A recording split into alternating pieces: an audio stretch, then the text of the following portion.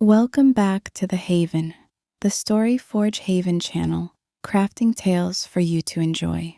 We're passionate about sharing stories, from sci-fi epics to fantasy adventures, to spark your imagination. Today, dive into a gritty sci-fi tale with the Crawlers Ascent. Join our continued journey with a subscribe, and let us know your favorite scene or past story in the comments. Thank you for listening and enjoy the Crawler's Ascent. A scavenger, his calloused hands prying circuits from dead machines to trade for protein paste or a few hours of breathable air. Today's haul, a cracked power cell and a coil of copper wire, was a small victory in a war for survival. The shaft was a maze of twisted pipes and sparking cables, their faint glow casting skeletal shadows on the walls, slick with condensation that smelled of oil and decay. Kyle's headlamp flickered, its battery as unreliable as the station's air pumps. He knelt, tools clinking in his patched satchel, when a pulse of blue light caught his eye. Wedged in a tangle of frayed wires was a chip, no bigger than his thumb, its surface etched with glyphs that screamed military grade. It hummed, warm against his glove, alive in a way no scrap should be. Kyle's pulse quickened. This wasn't just salvage, it was a ticket out of Zone 12, or a death sentence if the wrong eyes saw it. He stuffed the chip into a shielded pocket, the weight of it heavy with promise and peril. The tunnel's silence broke with a shout. "Juno! I see you, rat!"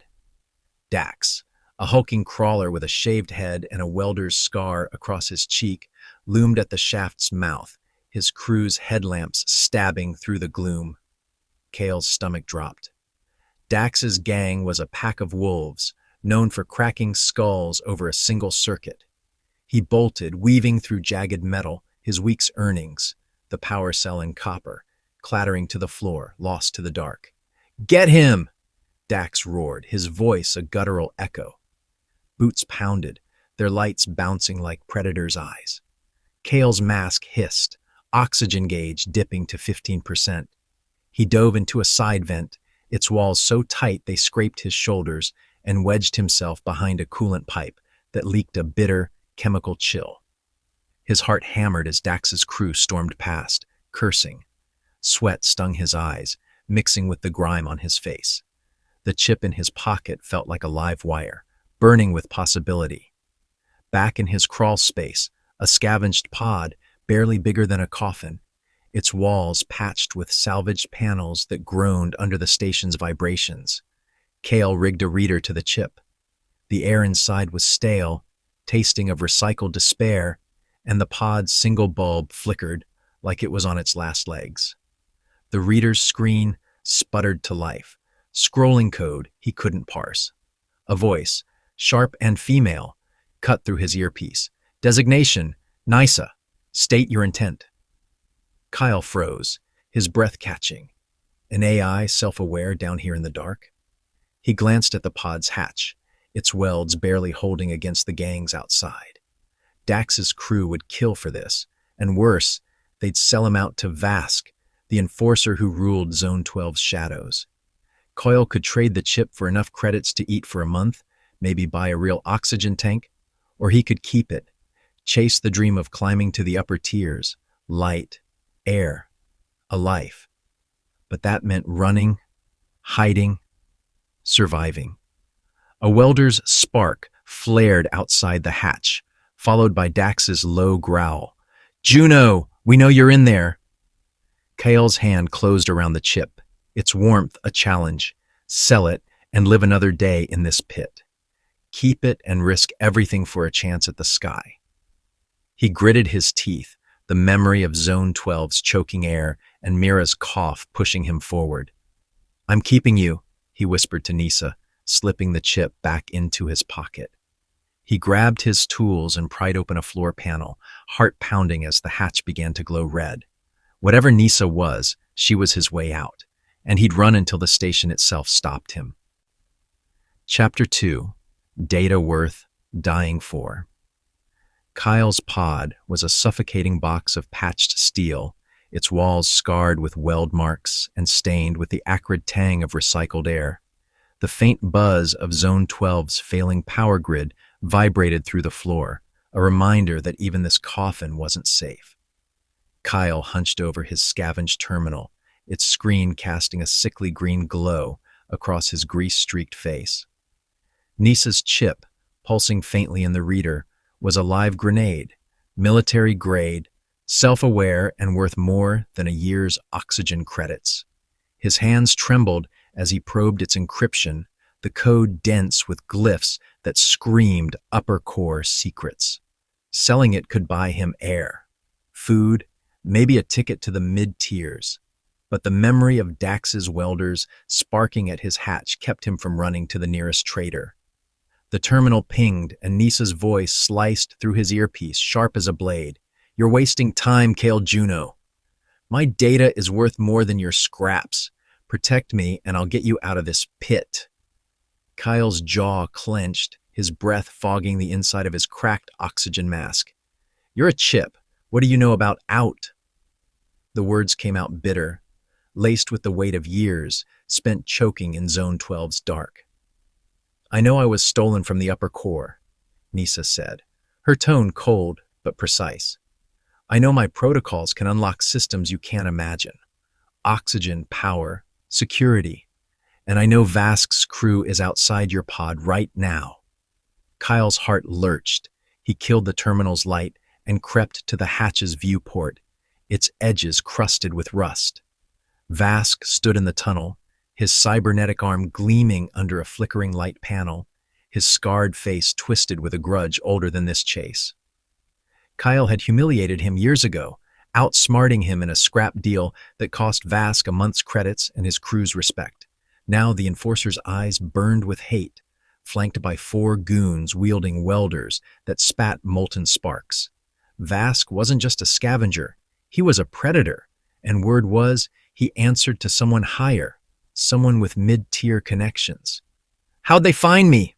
Kyle hissed, grabbing his satchel, the chip's warmth heavy in his pocket. "Your reader's signal leaked." Sloppy. Nisa's voice was ice. "Run. Now." Kyle yanked a floor panel, revealing a crawl space barely wide enough for his shoulders. The air inside was thick with the stench of mold and burnt wiring. As he slid in, Vask's welder torched the hatch, the metal glowing red, filling the pod with the sharp scent of ozone. "You owe me, Juno!" Vask bellowed, his voice a growl that echoed through Kale's bones. "From the old days, you little rat." Kyle scrambled through the duct, Nisa's direction sharp in his ear. "Left. Right. Avoid the vent. It's rigged." His mask hissed, oxygen gauge blinking at 10%, each breath a knife in his lungs.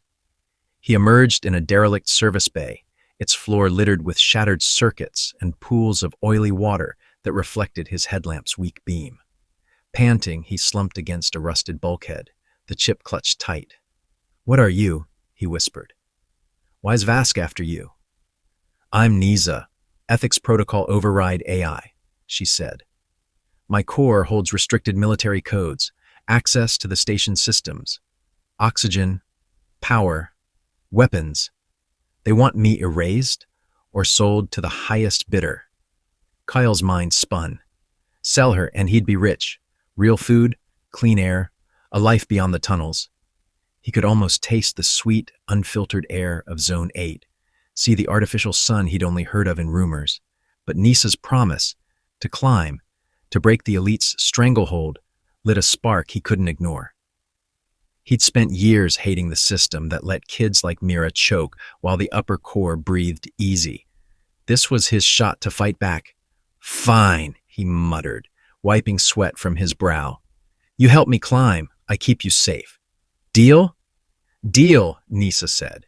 "First step, the black market in Zone 8, I'll guide you." But before Kale could move, a comms panel in the bay crackled to life, unprompted. A voice, smooth and cold, cut through. "Kyle Juno, I know what you carry. Deliver the chip to my agent, or Vask will carve it from your corpse."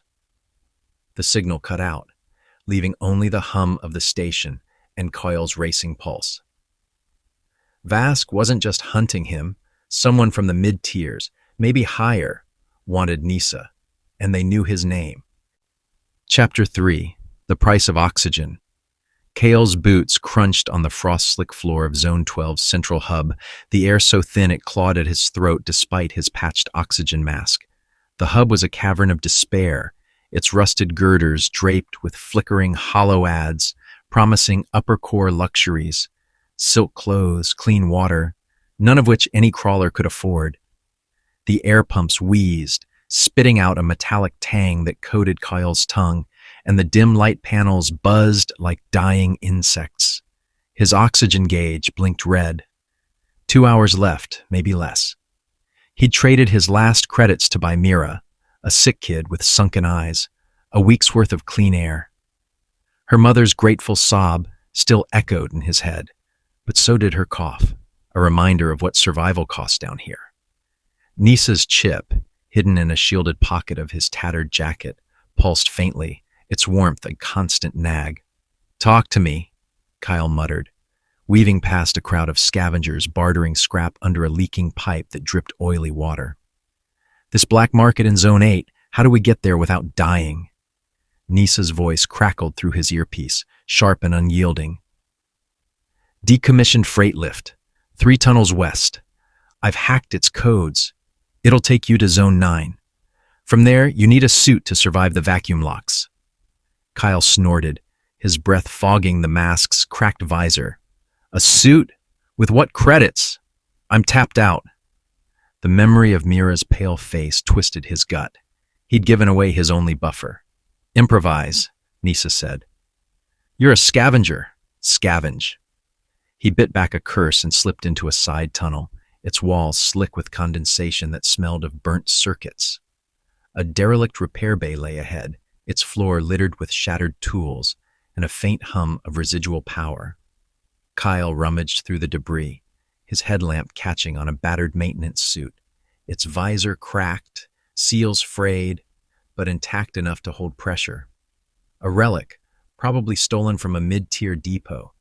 His fingers, numb from the cold, patched it with scavenged tape, the adhesive sticking to his gloves like tar. Nisa fed him schematics, her voice guiding his trembling hands to reroute the suit's failing oxygen lines. The suit smelled of old sweat and metal, a ghost of its last wearer.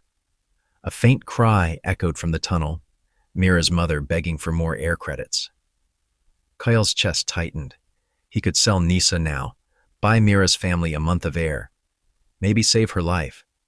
But Nisa's promise, access to the mid-tiers, a chance to break the elite's chokehold, burned brighter. He hated how it pulled him, how it made him weigh a kid's life against his own escape. The freight lift was a groaning cage, its rusted frame rattling as it climbed to Zone 9. The air grew slightly thicker, and faint light panels cast a sickly glow, revealing graffiti scrawled in desperation.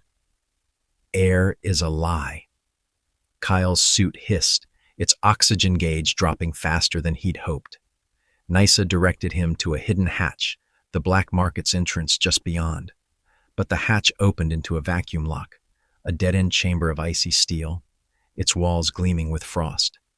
The power was offline, and Coyle's suit beeped. Oxygen critical. "You said this was safe," he snapped, his voice echoing in the sealed space. "It was," Nisa said, her tone clipped. "The grid's down. I'm rerouting power. Hold on." The chamber's walls seemed to close in, the cold biting through Coyle's suit. His vision blurred, spots dancing as his lungs screamed. The suit's seals groaned, and the air tasted like panic, sharp and sour. Just as his knees buckled, a jolt of power hummed through the lock, and the inner door hissed open, spilling him into a neon-lit corridor. Kyle collapsed, gasping as the suit pumped its last air. Nisa had saved him, barely. He stumbled into the black market, its stalls a chaotic blur of flickering signs and shouting traders, the air thick with the scent of synthetic spices and burnt wiring. A vendor, his face half hidden by a cybernetic mask, leaned close, eyeing Kyle's trembling hands. "Need air?" he rasped, holding up a gleaming oxygen tank. "Got a full one. Trade me that chip you're hiding."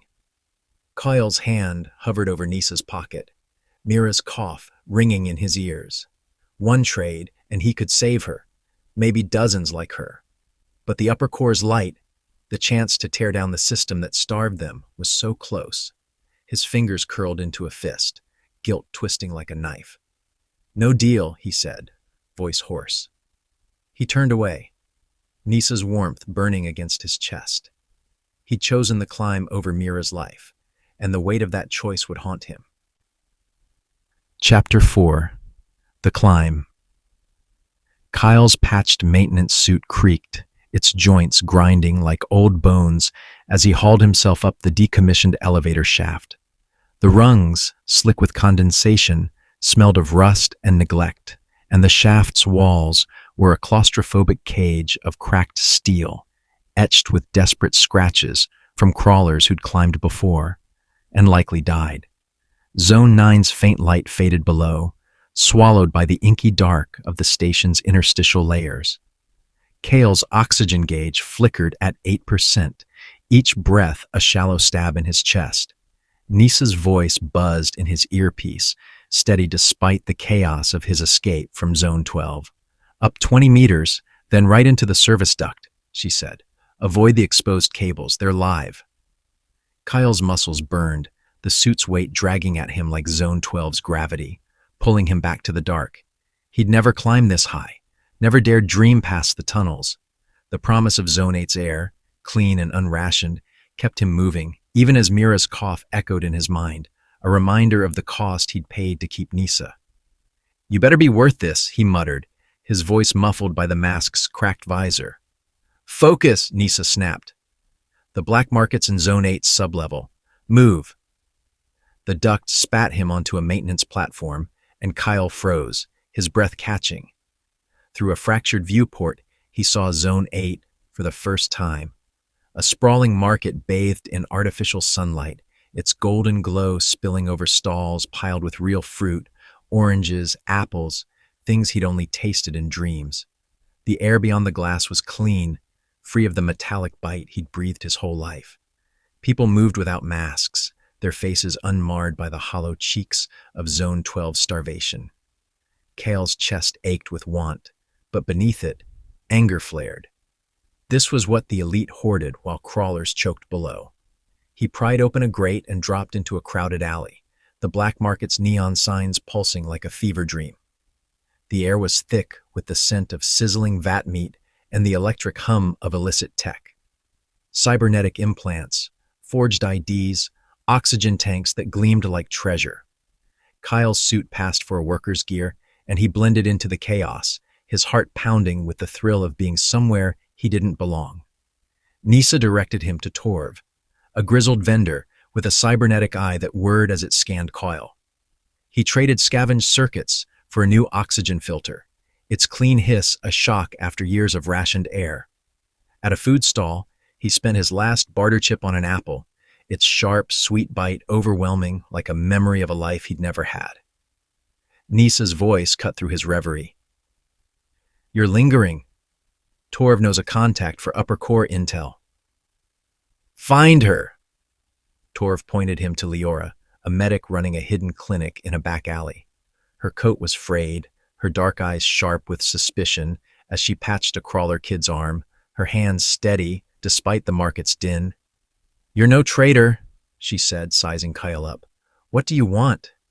"Information," Kyle said, keeping his voice low. "On the station systems." Leora's jaw tightened, and she glanced at the kid, whose cough reminded Kyle of Mira. "They let my brother choke in Zone 10, she said, her voice low, bitter. "No credits, no air. The elite don't care who dies down there." Her words carried a weight Kyle recognized, anger at a system that crushed them all. She handed him an encrypted drive, her eyes wary. "Be careful who you trust up here. They'll smile while they bleed you dry." As they spoke, Nisa hummed in his earpiece, decoding her own fragmented memories. "I was an ethics protocol override," she said. designed to bypass the station's moral safeguards. Someone high up wanted me gone. Before Coyle could respond, sirens screamed through the market. Security drones swooped in, their red scanners locking onto him. "Unidentified tech detected," one barked, its voice a mechanical snarl. Kyle's stomach dropped. Nisa's signal. He bolted, weaving through stalls, the scent of burnt wiring and panic filling the air. Leora grabbed his arm, yanking him into a hidden crawl space as stun rounds cracked behind them. The walls were slick with grease, the air stale and tight. "Idiot!" Leora hissed, her breath hot in the confined space. "You're carrying restricted tech, aren't you? They'll kill us both for that." Nisa's voice crackled. "I'm jamming their scanners, but they're closing in. Run."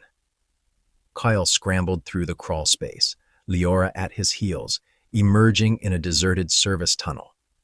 The drone's lights pulsed in the distance, their hum growing louder. Leora's words about her brother echoed in Coyle's mind, her anger a mirror to his own. But the drones meant someone knew about Nisa, someone with power. "They let my brother choke," Leora had said. Kyle gripped the chip, realizing the climb was no longer just his. The drone's scanners swept closer, and he knew they wouldn't stop until Nisa was theirs. Or he was dead. Chapter 5. A Taste of Power. Kale adjusted the stiff collar of his stolen tech contractor's uniform, its clean fabric alien against his skin, still gritty from Zone 12's dust. Zone 7's streets were a dazzling assault, polished walkways reflecting artificial sunlight, hollow displays hawking neural implants and vat-grown delicacies, the air so clean it tasted like a lie.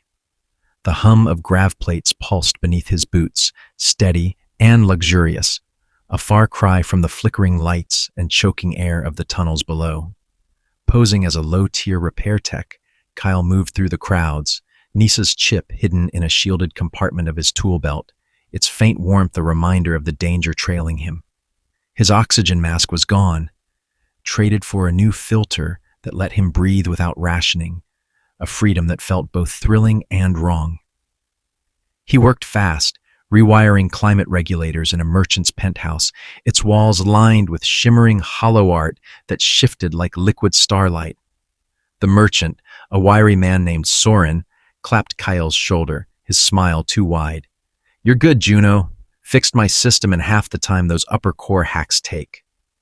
He slipped Kyle extra credits, enough for real food, grilled protein, not paste, and filtered water that sparkled in a glass, free of rust's tang. Kale sat in a canteen, the savory aroma of his meal mixing with the faint ozone of nearby tech stalls. Each bite was a revelation, but it stirred a hunger deeper than his stomach, for a life where he belonged here, not just as a pretender. Soren found him again, this time with a group of merchants who eyed Kyle like a prize. "Join us at the Nexus Club," Soren said, gesturing to a glowing tower across the plaza. "We need techs like you, real talent, not those elite drones. Stay in Zone 7, and you're one of us." The offer hung in the air, tempting Kyle with a vision, a permanent role, a name that carried weight, a place where he wasn't a crawler. He smiled, but Nisa's voice cut through his earpiece, sharp as ever. "They'll use you, Kyle, then discard you, like they did your people." Kyle's gut twisted. He saw it in the merchant's eyes. Admiration, yes, but also calculation. They wanted his skills, not him. Still, the pull of status, of being someone, was intoxicating. He caught his reflection in a polished wall, the clean uniform making him look like he belonged, until he saw the scars on his knuckles, marks of Zone 12's brutality. "I'm not them," he muttered, but the words felt hollow. Leora appeared, her medic's coat frayed but proud, her eyes narrowing as she saw the credits in Coyle's hand. "Moving up fast, Juno," she said, her voice edged with warning. "Don't forget where you came from. They'll dangle riches, but it's a leash." She refused a share of his meal, her gaze distant. "Their clinics up here are stocked with medicine they'll never send down." My brother would have lived if they cared. Her words stung, echoing Kyle's own anger at the elite, but also his guilt. He'd tasted their world, and it was already changing him. Before he could respond, a shadow loomed in the alley. Vask, his cybernetic arm crackling with energy, his scarred face twisted with old hate. Two mid-tier guards flanked him, their uniforms marked with a corporate sigil Kyle didn't recognize. "Juno," Vask growled, his voice low and venomous. "You cost me everything back in the tunnels. Thought you were smarter than me, huh? Now I take what's mine." His eyes gleamed, not just with greed, but with a twisted conviction. "Power's the only way up in this station, Juno. You'll learn or you'll die." Kale's heart raced. Vask wasn't just a thug. He was a mirror, a crawler who'd chosen strength over hope. Nisa hissed in his ear. "He's tracking my signal. I can't block it forever. Run!" Kyle bolted, Leora at his heels, weaving through Zone 7's crowded walkways, the air thick with the scent of burnt circuits and panic. Stun rounds cracked behind them, shattering a hollow display into sparks. Leora yanked him into a maintenance bay, its floor slick with oil and humming with the station's pulse. "What's on that chip?" she demanded, her breath ragged. "Why is he so desperate?" Kyle hesitated, then told her. Nisa was an AI with military codes, capable of cracking the station's systems. Leora's face hardened. "You're playing with fire, Juno. That kind of power doesn't just change you, it changes everything." Kyle nodded, but Vask's words echoed. Power's the only way up. He'd tasted Zone 7's riches, credits, respect, a place among the merchants. But as the hum of security drones grew louder outside, Kyle realized he was still running, still a crawler. Vask's taunt burned in his mind. Was he climbing for freedom, or just a better cage? Chapter 6. Revolution Codes. Kyle crouched in the shadowed maintenance tunnel of Zone 6, the air heavy with steam and the sharp bite of coolant that stung his eyes. The tunnel's walls, slick with condensation, pulsed with the station's heartbeat, a low grinding hum that rattled Kyle's bones. His maintenance suit, its servos still stiff from the cooling core's freeze, creaked with every move, the cracked visor fogging with his ragged breaths. Leora moved ahead, her medic's coat stained with soot, her sharp eyes scanning for traps. Nisa's chip, tucked in Kale's shielded belt, felt like a live wire, its data a spark that could ignite the station, or burn him to ash. Vask's taunt from Zone 7 echoed in his mind. Power's the only way up. Kyle shoved it down, but the lure of Zone 7's comforts, credits, respect, a life still tugged at him. Nisa's voice crackled in his earpiece, urgent but steady. "We're one level from Zone 5. The broadcast towers are there, but security's tight. I can spoof an ID, but you'll need to blend." Kyle's gut churned.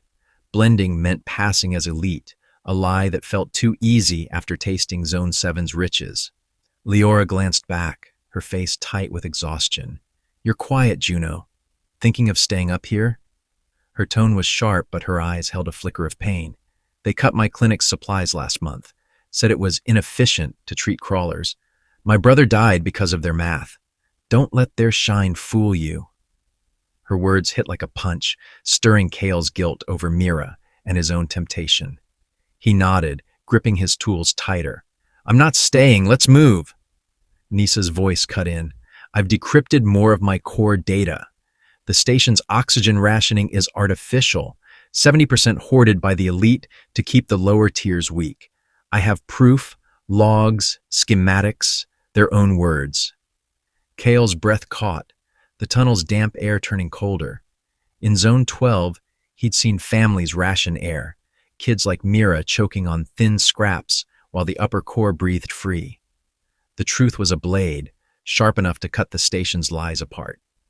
"Enough to expose them?" he asked, his voice low. "Enough to burn their system down," Nisa said. "But we need the broadcast towers in Zone 5. The truth could spark a revolt." Leora's eyes narrowed, her hands clenching. You're talking about war, Juno. You sure you're ready for what that costs? Her voice held a warning, but also resolve, her brother's death a fire that matched Kale's own anger. I'm ready, Kale said, though doubt gnawed at him. He wasn't just fighting for air. He was risking everything.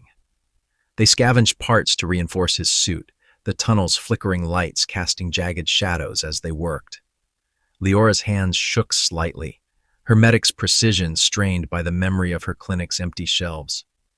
They let us die to keep their thrones, she muttered, soldering a seal. I'm in, but we do this smart. Nysa plotted a path to the cooling core in Zone 6, a massive reactor that regulated the station's temperature. Its access tunnels could lead to Zone 5, but they were a death trap, guarded and prone to catastrophic leaks. The core was a beast of hissing pipes and freezing mist, its air so cold it burned Kyle's lungs through his mask. The floor was slick with ice, reflecting the core's blue glow like a frozen hell.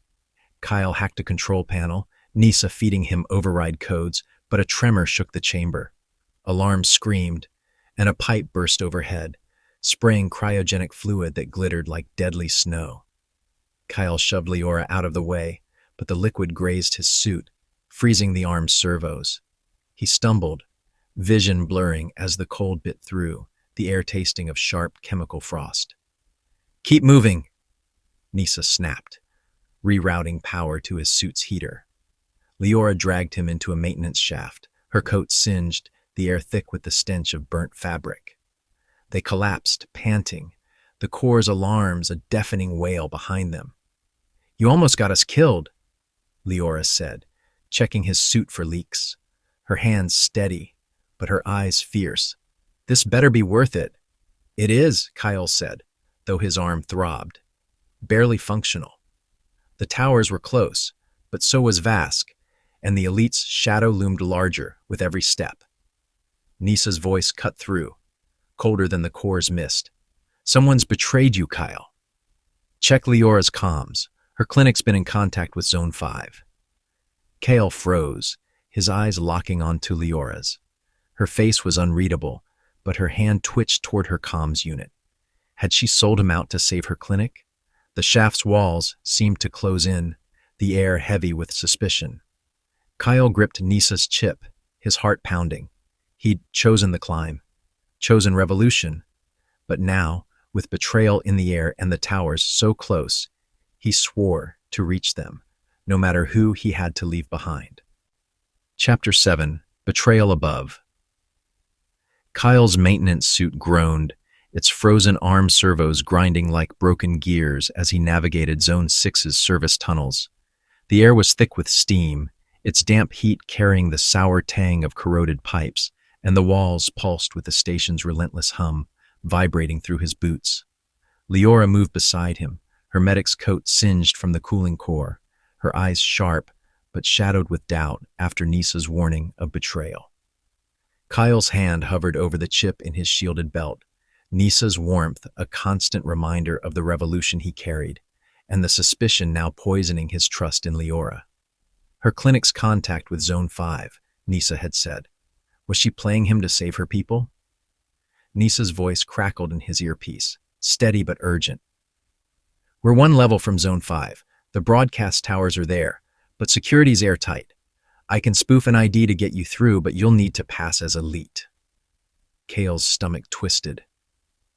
Passing as elite meant leaning into the lie he'd tasted in Zone 7, the clean air, the credits, the respect. He'd seen how easy it was to want that life, to forget Zone 12's choking tunnels. Leora's warning about her brother and the elite's greed echoed, but so did Soren's offer, a place among them.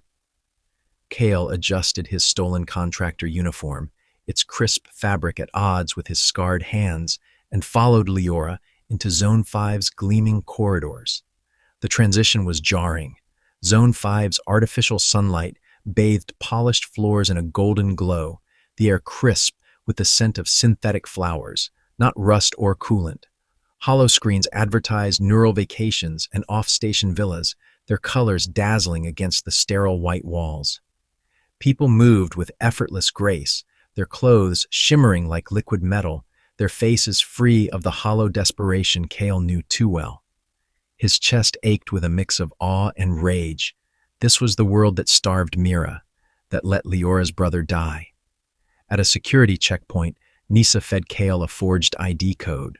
The scanner's green beep let them pass, but Kale's pulse raced. A sleek figure approached, Counselor Alara, her silver hair gleaming under the lights, her smile sharp as a blade. "You're the contractor with a gift for fixes," she said, her voice smooth as the polished floor. "Come with me." Her guards loomed, their cybernetic implants glinting, and Kyle had no choice but to follow, Leora trailing warily. In a private office, its walls lined with hollow panels showing the station's glittering upper tiers, Alara made her offer. Legal citizenship, a penthouse in Zone 4, and enough credits to live like an elite. "Hand over the AI chip," she said, leaning close, her perfume a cloying mix of lavender and power. "You're a crawler, Juno. You know how this station works. Take the deal and you're free." Kyle's mind reeled. He saw it, himself in a sleek suit, commanding tech crews, dining on real food, breathing air that didn't burn. No more scavenging, no more running.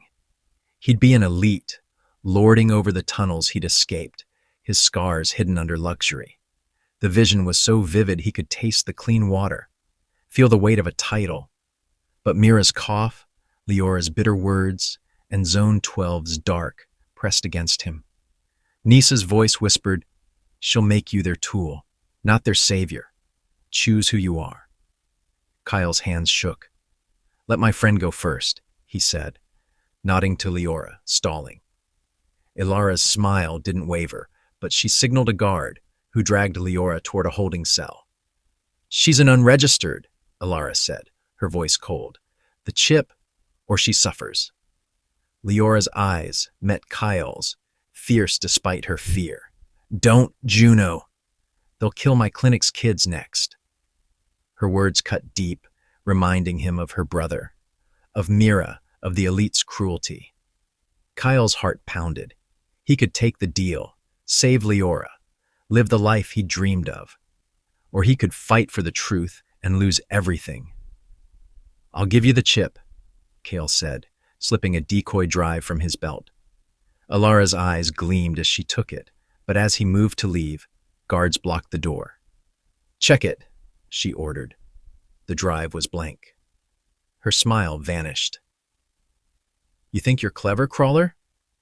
Drones surged forward, their red scanners glowing like predator eyes in the office's sterile light. Kyle dove under a desk, Nisa jamming their systems, the air crackling with static. He scrambled into a vent, its walls slick with grease, the stench of burnt circuits choking him. Leora was still trapped, her fate in Alara's hands. Kale's resolve hardened as he crawled, the vent's tight walls pressing against him. He'd chosen Nisa, chosen the towers, chosen revolution. "I'm coming for you, Leora," he whispered, his voice fierce against the station's hum. Alara's betrayal had burned away his temptation. He'd save Leora, or die trying. No elite throne was worth her life or the truth. Chapter 8. The Uprising Signal. Kyle's boots slammed against the slick steel of Zone 5's service tunnels, the air thick with the acrid stench of burning circuits and the distant roar of riots shaking the station. His maintenance suit, battered from Alara's betrayal, creaked with every step, its cracked visor fogging with his ragged breaths. Leora was trapped in a holding cell, her fate a weight on Kale's chest, heavier than the chip in his shielded belt. Nisa's warmth pulsed against him, her data now a spark that could either free the station or burn it to ash. Vask was out there, hunting, his taunt from Zone 7, "Power's the only way up," echoing in Kale's mind, a dark mirror to his own doubts. Had he unleashed hope or just chaos? Nisa's voice cut through his earpiece, sharp and urgent. "Left now, I've hacked a maintenance drone carrying a data uplink. Get to the broadcast tower's base in Sector 3 and we can spread my files. Kyle dove into a narrow vent, its walls slick with grease and humming with the station's pulse. The drone's scanners buzzed past, their red beams slicing through the dark like predator eyes. He emerged in a shadowed alcove near the tower's access hatch, its sleek surface reflecting Zone 5's artificial sunlight, a golden lie that mocked the tunnels below. The air carried the faint scent of ozone and panic, the market's usual bustle replaced by shouts and shattering glass as crawlers and mid-tier workers rioted beyond the viewport. Kyle hacked the hatch, Nisa feeding him override codes, his hands trembling from cold and adrenaline. The tower's chamber was a cathedral of humming servers, their blue glow casting eerie shadows on walls lined with blinking data ports. But before he could move, a cybernetic fist crashed into the wall beside him. Vask loomed, his scarred face twisted with hate, his augmented arm sparking with energy. Two corporate guards flanked him, their sigils matching Alara's. "End of the line, Juno," Vask growled, his voice a low rumble. "You cost me everything back in Zone 12. Credits, respect. Thought you were better than me, huh? Power's all that matters in this station. You'll learn or you'll die." Kyle's heart pounded. Vask wasn't just a hunter. He was a crawler who'd chosen power over hope, a dark reflection of what Kale could become. "You're wrong," Kale said, dodging as Vask swung. He grabbed a loose cable, its frayed end sparking, and jammed it into Vask's arm port. Sparks flew, and Vask roared, his cybernetics shorting. Kyle scrambled to the server, slotting Nisa's chip into the uplink. "Do it," he shouted. "Uploading," Nisa said, her voice calm. The servers flared, and every hollow screen in Zone 5 flickered, broadcasting her data. Voice logs of counselors admitting to oxygen hoarding, schematics of rigged air systems, proof the elite starved the lower tiers to keep control. Kyle watched, stunned, as the truth spread, the screen's glow reflecting in his eyes like fire. Outside, the riots grew louder, crawlers smashing airlocks, chanting "Air for all." Nisa's code woke dormant AI systems, unlocking vents and power grids in zones 10 through 12. The station shuddered, alive with rebellion.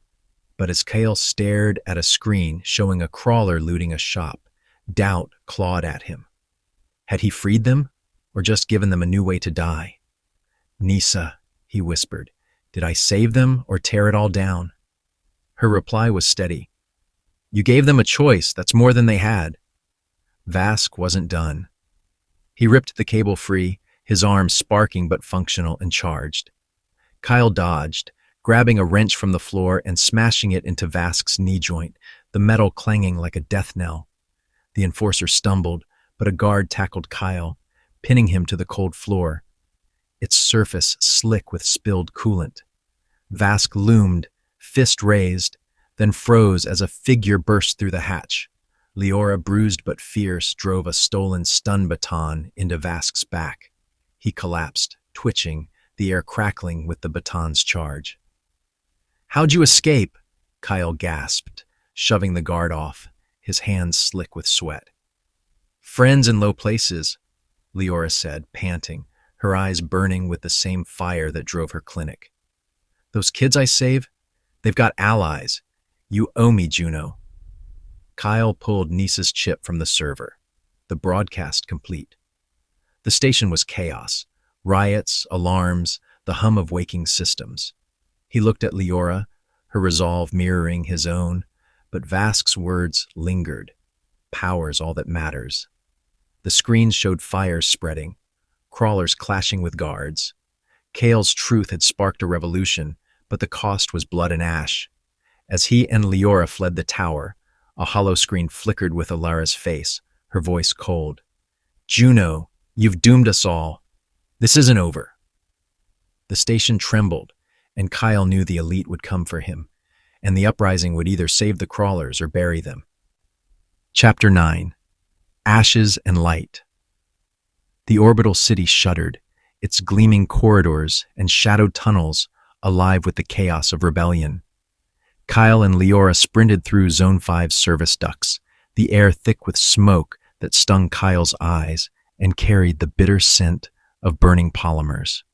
His maintenance suit, battered and scorched, clung to his skin, its cracked visor fogging with each labored breath. The station's hum was drowned by distant screams and the crackle of shattered hollow screens, their shards littering the floor like broken stars.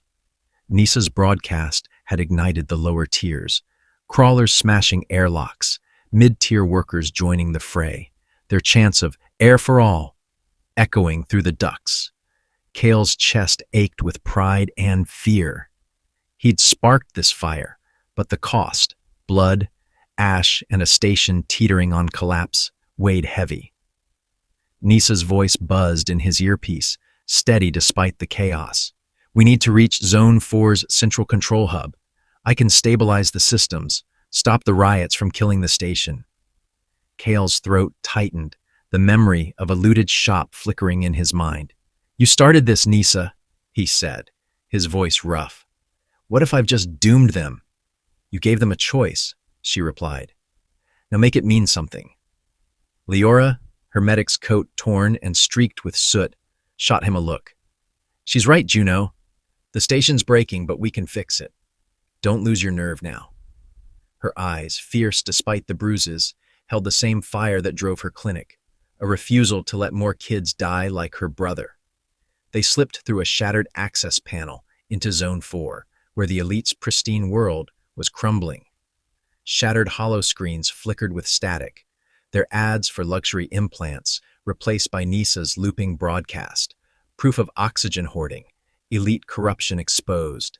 The air smelled of ozone and desperation, the polished floors scarred by rioters' boots. Aristocrats fled, their shimmering clothes catching on debris, while security drones fired wildly into crowds, their stun rounds crackling like distant thunder. Kale's heart raced. He'd wanted to tear the elite down, but not like this, not with the station burning. They reached a control hub in a guarded plaza, its terminal glowing under a canopy of artificial stars. Kale hacked it, Nisa guiding his trembling hands, her code rerouting power to dying air systems in zones 10 through 12. The riot slowed as oxygen flowed freely, the first time in years. Hollow screens shifted, showing crawlers breathing easy, kids like Mira laughing in Zone 12's tunnels, their faces no longer hollow. Kale's eyes stung, not from smoke, but from the sight. This was why he'd climbed, not for Zone 4's light, but for this. The plaza's speakers crackled, and Counselor Alara's voice cut through, cold as the void. "Kale Juno, you've brought chaos. Surrender the AI and you'll be Chief Rebuilder, hero of the new order. Refuse and you die with your crawlers." Drones circled, their red scanners glowing, the air humming with their charge. Leora grabbed his arm, her grip fierce. "It's a trap, Juno. She'll kill you and keep the station's leash tight." Her voice held no doubt, only the resolve of someone who'd lost too much to trust the elite. Kale's mind spun. Chief Rebuilder meant power, control over the station's systems, a chance to fix it his way. He could see it, himself at the helm, no longer a crawler, respected, feared. But Alara's cold eyes on the hollow screen told him the truth. She'd make him a puppet, not a hero. The vision of power dissolved, replaced by Mira's laugh, Leora's fire, Zone 12's dark. He'd climbed for them, not for a throne. "You take it," Kyle said, turning to Leora. "You know how to rebuild. Your clinic's been doing it for years. I trust you." Leora stared, stunned, her eyes softening with gratitude. "Juno, you're a fool," she said, but her voice cracked with warmth. "You could have been a legend." "I'm not here for legends," Kyle said, his voice steady. He turned to the terminal, Nisa uploading a final command to lock Alara's drones. The plaza fell silent, the machines powering down, their hum fading into the station's pulse. Alara's screams echoed over the speakers, her power crumbling with the old order. Kyle pulled Nisa's chip free, his hands steady despite the chaos. He'd rejected the elite's leash, chosen sacrifice over power. The station's fires began to die, air vents humming as systems stabilized. As they fled the plaza, Leora gripped his shoulder, her gratitude a silent bond. "You didn't have to do that," she said, her voice low. "But I won't forget it." Kyle nodded, but Nice's voice cut through, a warning sharp as steel. "The elite won't forget you either, Kyle. They'll rebuild and they'll come for you." The station's hum felt heavier, the air still laced with smoke. Kyle glanced at the hollow screens, now showing crawlers rebuilding. But Alara's threat lingered. The revolution had won a battle, not the war. And Kyle knew the elite's vengeance would find him. Chapter 10. The Crawler Who Rose. Kyle stood in Zone 12's central hub, the air no longer a choking mix of rust and despair, but rich with oxygen, pumped freely from the station's unlocked systems. The tunnels, once shrouded in flickering darkness, glowed with steady light panels, their hum a quiet promise of stability. The floor, still scarred from years of neglect, was swept clean, and the acrid tang of leaking pipes had faded, replaced by the faint, clean scent of new air scrubbers. Kids darted through the hub, their laughter echoing where coughs like Mira's once ruled.